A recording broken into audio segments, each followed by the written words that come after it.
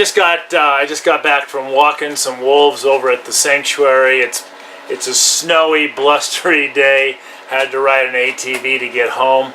You can probably hear the fan in the background. The heater's drying off my boots right now. Also, excuse the mess behind me. I'm always in kitchen transition. Slowly but surely, I've been remodeling my kitchen. I just added a laundry room so I can get my washer out of my kitchen, and I've pushed my refrigerator back through the wall a little bit so it expands my kitchen a little bit more. So if you've seen any of my videos, you've seen that it's always been in transition, and one of these days it'll be done. So in spite of my mess and my remodel, I'm still cooking for the dogs, so let's get cooking. Now I know a few people are a little bit squeamish about this, and I'll show you what I'm up to here. Right here I have a bunny rabbit. I cut it in half. Now, I know a lot of people are squeamish around eating a bunny rabbit. You're gonna cook me? But let me tell you, it's a very healthy meal, and I'm gonna go ahead and put some statistics of the nutritional value on this video, but I want you to know that the amount of food it takes to make a 6-pound rabbit is actually a little less than the amount it is to grow 1 pound of beef. So consider that, and consider the carbon footprint that so many other meats take up and cost. And people are eating New Zealand cows in America. That's a huge carbon footprint.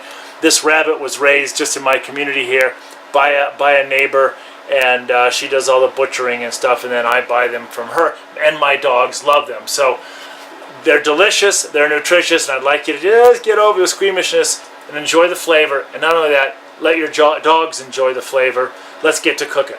Now I've already cut up some potatoes. So what we're going to do is we're going to use a crock pot today, and I'm going to go ahead and get this thing fired up. But we'll just start out by dropping in some taters. And now this is a 2-part meal. First of all, the easy part. Let's just get some potatoes and some veggies. We got carrots here, you know, and it's random. I don't need to give you some sort of dice up 4 potatoes. Use 4 cups of carrots and a half a cup of, forget all that. Let's just Rock-a-bye rabbit in the hot oven, into my mouth for dinner I'm shoving. Let's just cut up some potatoes, and let's get this is 4 ounces of Kerrygold butter. Now you definitely want to have Kerrygold butter. It's the best butter on planet Earth, and I suppose that's slightly debatable, but if you try it and you haven't tried it yet, then I think you're going to enjoy it. Now also listen, in the background I've got a radio. It's not like a ham radio, it's not like a radio playing music, it's actually the radio to the wolf sanctuary, so I can hear the radio calls because we actually have an animal that we're going to capture in a little bit today. But let's finish up this cooking here. I'm just throwing stuff in the crock pot. Okay, we got tons of veggies in the crock pot. Now I'm going to take both halves of this rabbit here and get it in there. Get it all snugly in there so it's warm. I kind of feel like Elmer Fudd. Now if you notice, I've got some onions right here. They're not going in the crock pot. Those of you who have read my book, Wolf Daddy's Hungry Like a Wolf Canine Cookbook, you know that onions and garlic are not good for dogs. So we'll use these later. I'm going to show you just how I'm going to do that a little bit later. Now I'm just going to add water to it.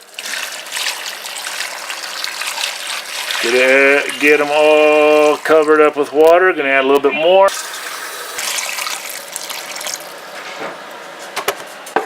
Put the lid on. Plug it in. And then set the timer. I'm going to go to 8 hours. And in 8 hours, this bunny will be done. But we're not done yet, because when it gets done, I'm going to do some other things, and I'm going to show you just how I'm going to feed this bunny to me and to my dogs. And I want to make sure I can get the onions and the garlic and the spices that I enjoy in my food, while I don't do it in my dog's food, because my dogs definitely don't need onions or garlic or any spices. They're bland eating people. But just watch and wait and see. Okay, and I did just get a radio call from the Wolf Sanctuary, and I'm going to run off and go do a soft capture. Hopefully it's a soft capture in this animal. And in the meantime, this stuff is just going to cook. I can't wait for about 6 o'clock tonight when I get to munch down on it and, of course, feed the dogs. Well, we're over at Draco's pen now. He's been here for quite some time. We haven't been able to get our hands on him. He just isn't that social yet, but we feel the urge to take his collar off because he's healthy and getting fat and robust, and so we don't want the collar to be too small on him. So the team is here, and we're going to go in and see if we can do a very soft capture if possible. Get him in a net, get the collar off, and let him go. He sticks to a corner. Let's try to just go kitty corner in a minute. Good. Get closer, Joe. Very slippery here, guys. Very slippery. Good boy. Good boy.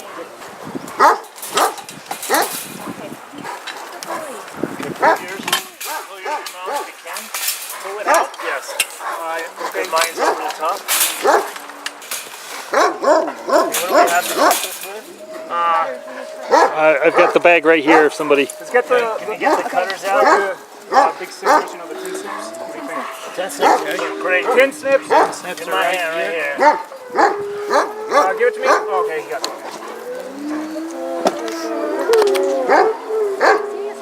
Snips.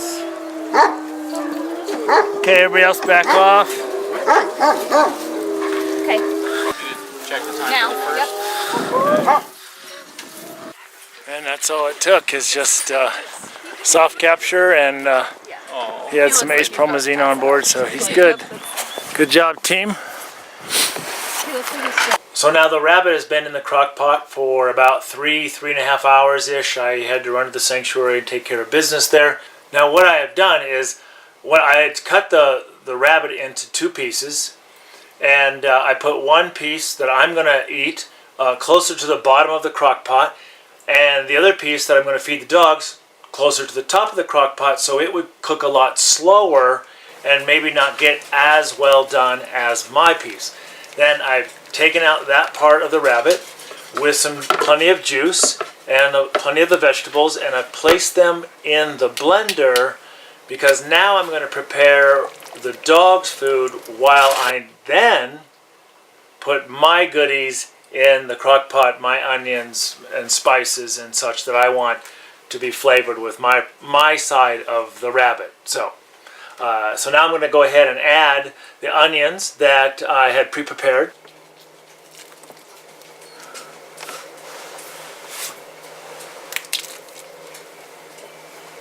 Add a bit of garlic. And then I'm going to stir that up real nicely. Get all that in there.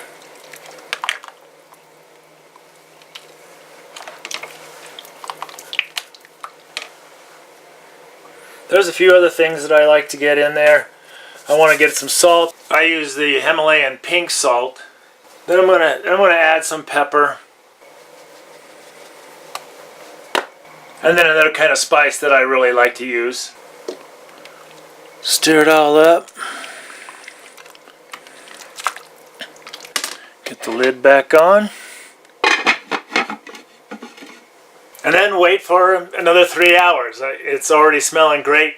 And then what we'll do right now is prepare the dog's side of it, and I'll show you how I do all that.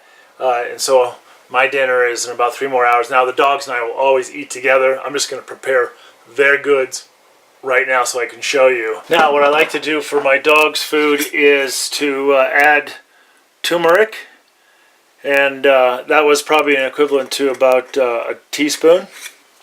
You notice that I did bones and all in the blender here. And so what I've done is put half that bunny inside here. I'm going to add some black pepper that helps the turmeric do its job. And the job it likes to do is be an anti-inflammatory. The turmeric needs some sort of fat. And for whatever reason, black pepper helps it do its job. That's just what I've read. Look it up. But anyway, now I'm just going to blend this up. Now I've got the awesome blender, and I can tell you that one of the things I always talk about when you get my book, Wolf Daddy's Hungry Like a Wolf Canine Cookbook, I talk about the awesome blender. I think it's one of the best kitchen tools you can have. Okay, so plug your ears, because this gets noisy for a moment. So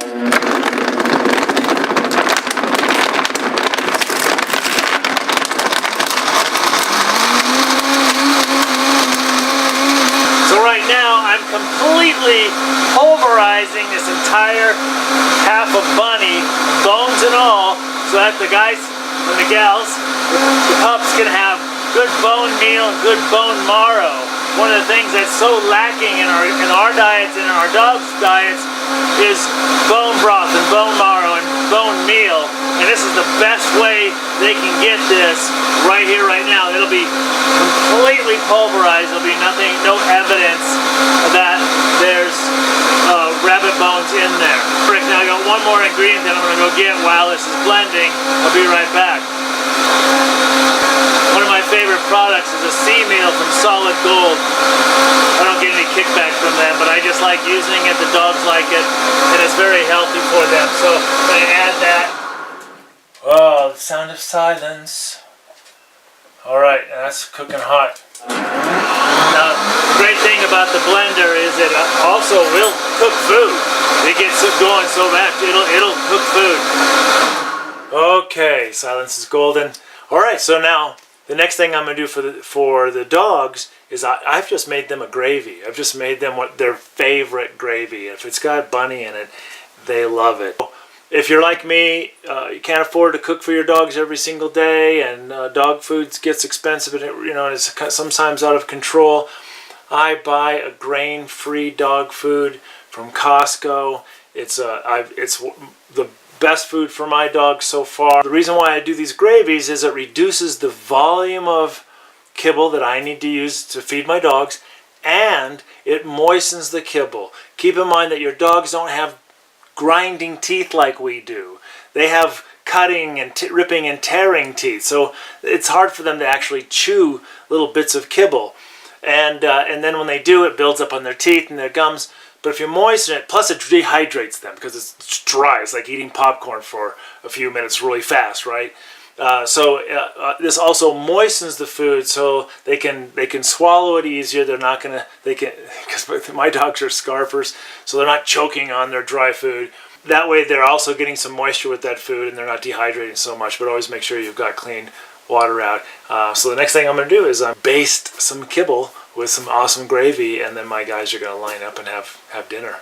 But we're gonna all eat together, so they're not eating till I eat. We'll be all eating together. All right, well, it's getting late. I'm hungry. Dogs are hungry. They're all lining up, drooling, and it's time for me to pour that gravy over their grain-free, high-protein kibble. And of course, mine is bubbling and boiling and looking great. So I'm gonna go ahead and even just turn that off to warm, and in a few minutes, once I get this gravy all ready for the dogs, then I'll be able to make myself a bowl and eat as well. So let's get this gravy going.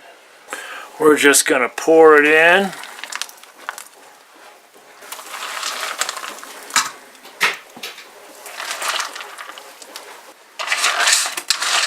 Mix it up.